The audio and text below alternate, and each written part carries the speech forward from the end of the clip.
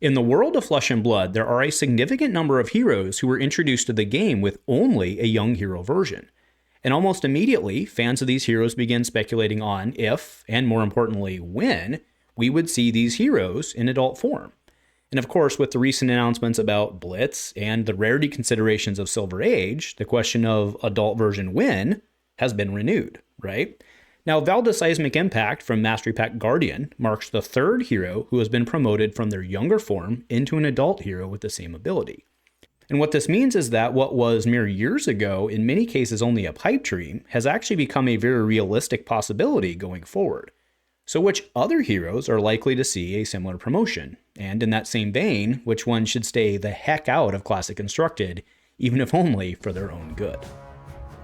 A huge shout out to our channel members for supporting what we do here. If you want to get involved with the channel and the Dice Commando community, please consider joining as a channel member. Remember, these videos are only possible with your support. You can show that support with a like, a subscribe, and by leaving us a comment and sharing your feedback. Community first, and go Commando.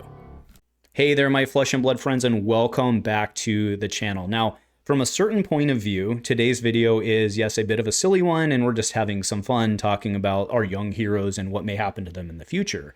But from another point of view, especially given what has recently been announced with Blitz and Silver Age in terms of legality and the format maybe sunsetting, well, there's actually a very real conversation to be had here. So as of the publishing of this video, there are currently 21 heroes in the world of Flesh and Blood who exist only in their young form. And in November 2024, we saw our first ever conversion of a young hero to an adult, Ira Crimson Haze becoming Ira Scarlet Revenger.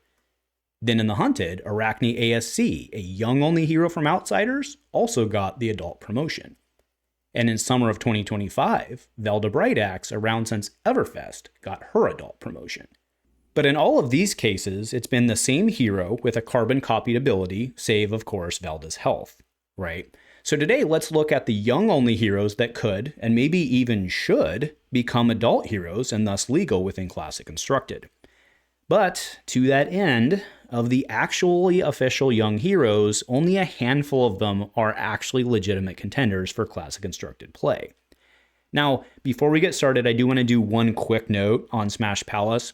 Note that not only are these pit fighters, and thus only legal in Ultimate Pit Fight, but they are actually not young heroes, despite their health being in the half-health range that we would normally associate with young heroes. Now, don't worry, folks, we're not going to do a deep dive on all 21 heroes. That would be an unreasonably long cast. And it is also quite clear, at least to me, that a number of our young heroes kind of functionally disqualify themselves just based on what they do. Take, for example, Kayo Berserker Runt, a hero that, in my opinion, actually embodies everything that was great about Blitz, which was, fun and creativity. But unfortunately, Kayo here is also a prime example of a hero that, in my opinion, disqualifies himself just based on the nature of his ability.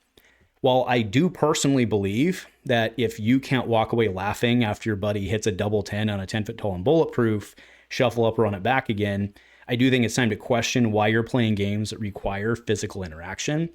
On the other hand, right, Flesh and Blood is competitive first, and I don't believe that the larger community would be on board with something like this. And let's be honest here, right? Could you imagine the pure salt, discourse, and outrage that would swarm the Twitter X sphere if Kayo were to do well in a legit tiered CC tourney? Oh, the rage. I can't even really, actually, I can imagine. But either way, I don't believe that Kayo would fly in CC. And to that end, let's just own it right away. The special use promo heroes that do completely janky things not only really have no place in CC, but in many cases wouldn't even functionally work. Even if they were added as CC legal heroes, they would almost certainly sit at the bottom of the LL leaderboard probably forever.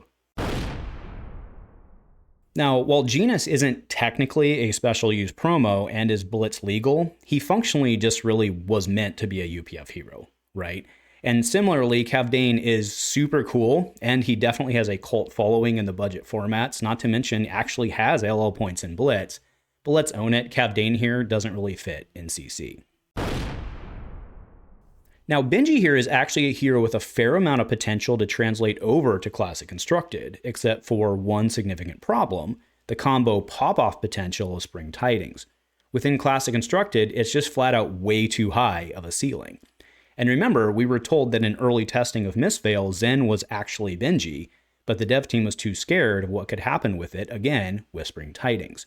So with a tip of the hat to Tai out there, I just don't think that the wider CC community would accept that type of thing, especially with the unblockable potential in the higher health format, where armor isn't as impactful over the course of the game. So sorry, Benji fans, but I don't see this one happening.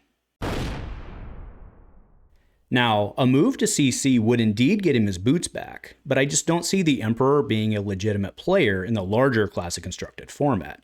Much of what made him, made being the past tense of course, made him what he was in Blitz, was dependent upon how quickly he could close the life total to Strider's kill range. So not only is Homeslice already dead anyway, but he's not really a legit CC hero. So let's allow the Emperor to rest in peace. Now, I really love the design space for New Moon Enigma, but let's be honest, her thing is inherently capped by the number of equipment slots. And in Blitz, this is really well balanced, but remember in Classic Constructed, it's still the same number of slots.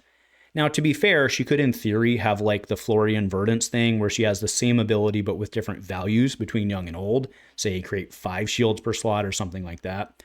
But I believe she'd be incredibly difficult to balance, and as such, I think her ability really has no place in Classic Constructed.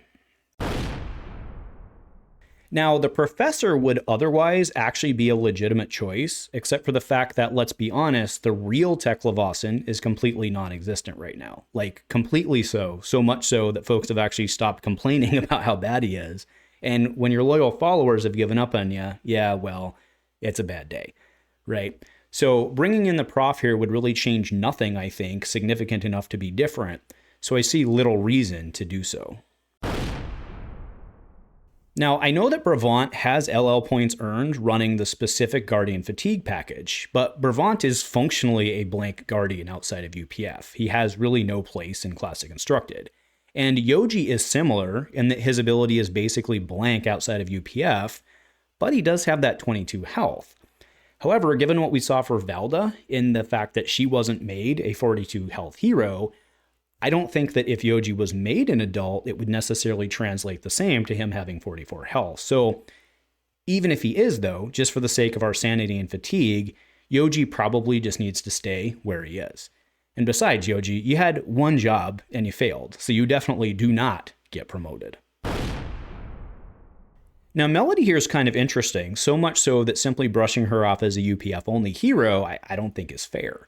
I actually don't hate the idea of a deck with like a build-up combo like this. I mean, we have it in Teklevossen trying to do his thing, right? It's easily enough disrupted or prevented to be kept in check, and it does put the opponent on a clock, right?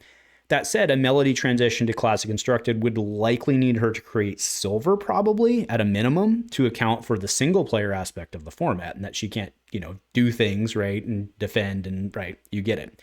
So, if we're being realistic, she'd probably just get destroyed as she is today in CC, and would end up being just a meme choice deck, and sitting at the bottom of the leaderboard. So, it's just based on the viability that Melody probably just stays relegated to her youthful form. Now, Shiana here is an absolute legend, pun intended, I suppose, within the game. She is a super cool hero, and I absolutely love the craziness and the unpredictability of her various builds.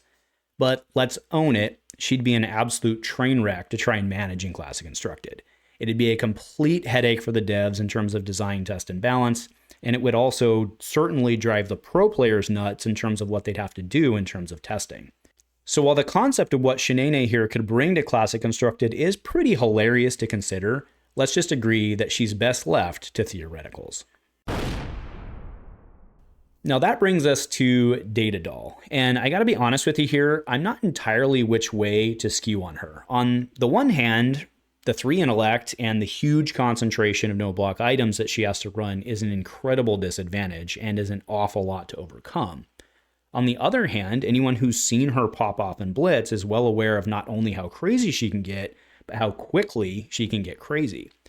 So while I grant that the casino type aspect likely wouldn't be super popular within the competitive base for CC, I don't actually know in this case that that's necessarily a deal breaker because of how, counterable she is.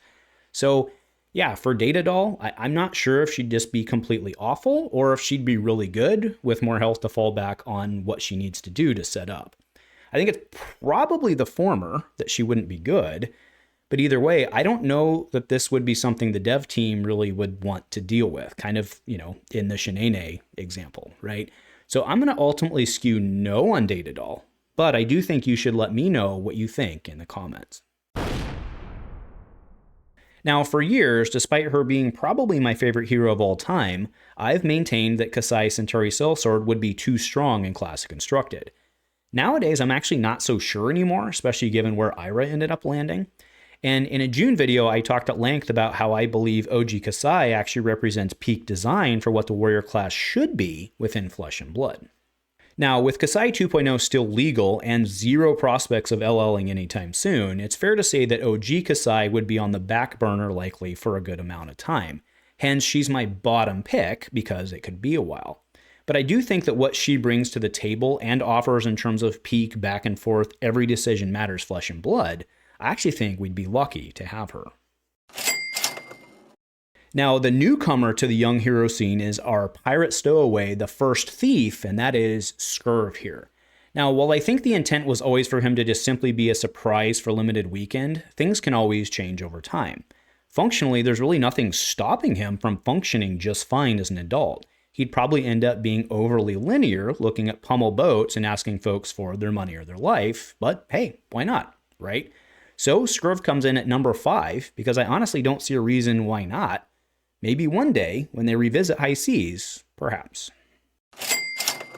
Bravo Flattering Showman is brand new to the scene, but while I won't even hazard a guess on timelines, I think there's a pretty solid chance that one day Flattering Bravo will indeed be an adult hero. Maybe they wait until OG Bravo retires in CC, or maybe not. But there's little reason not to think that the better balanced Bravo 2.0 from many aspects won't make an appearance in Classic Constructed. Will it take 5 years like it took Aria? Dunno, and maybe that's up to folks like friend of the channel Clark J to get those OG Bravo LL points logged. But either way, Flattering Bravo here is my number 4 because I do think that one day it happens. Now on her release in 2022, Dorinthea Quicksilver Prodigy, aka Quickie P, had a mind-blowing ability. Effectively a dual swing warrior, but with the same weapon. This is a really scary ability, right? Cards like Steelblade Supremacy that buff the weapon for the turn could output crazy damage. At the same time, enjoying the dual swing benefit of the who cares if my first one hits mentality. That, combined with the threat of permanent counters from Resplendent and Glistening, yeah, not bringing her to CC was probably correct. But this isn't your granddad's Flesh and Blood anymore. And I not only believe, but I know, because we've tested it, that adult Quickie P is what the warrior class needs to play ball in today's Classic Constructed. Now, there are many of you out there that think that I hate Blaze Firemind here, and it's just not true. What I disliked was her method of release, not Blaze herself. She's actually a very cool hero, functionally Arcane Rising the hero, and I honestly believe that Blaze could be a legitimate backfill for Kano in Classic Constructed. There's a lot of really neat things going on here with her, and if it translated over to a higher health CC format, it could be really fascinating to see where she lands. As such, Blaze falls at my number 2 hero for young to old conversions. Cranky Grandpa 2.0 Terra is my number 1 pick for young hero conversions, and it's for one simple reason: he's just Terra with no comma. There is basically zero chance that Terra isn't an adult at some point in the future. I was honestly shocked that he wasn't a hero in Rosetta, and even more so when the mystery November-December armor deck of 2024 ended up being Jarl instead of Terra. And now it's not necessarily that I personally want Terra to be an adult. I'm not looking forward to more fatigue stuff, but let's own it. Terra will be an adult one day, hence sitting at our number 1.